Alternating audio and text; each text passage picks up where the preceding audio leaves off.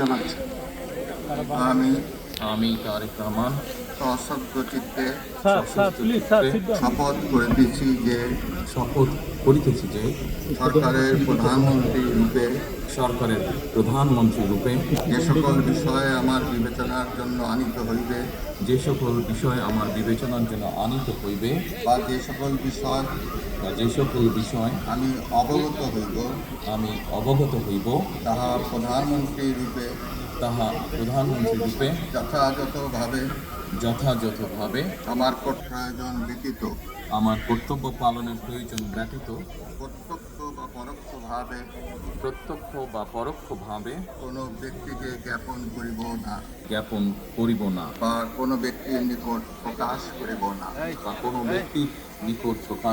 না। ধন্যবাদ। মাননীয় প্রধানমন্ত্রীকে পদের শপথ ও গোপনীয়তার শপথ সব স্বাক্ষর শেষে নির্ধারিত আসন গ্রহণ করার জন্য বিনীত অনুরোধ জানাচ্ছি। দাঁড়াবেন না প্লিজ।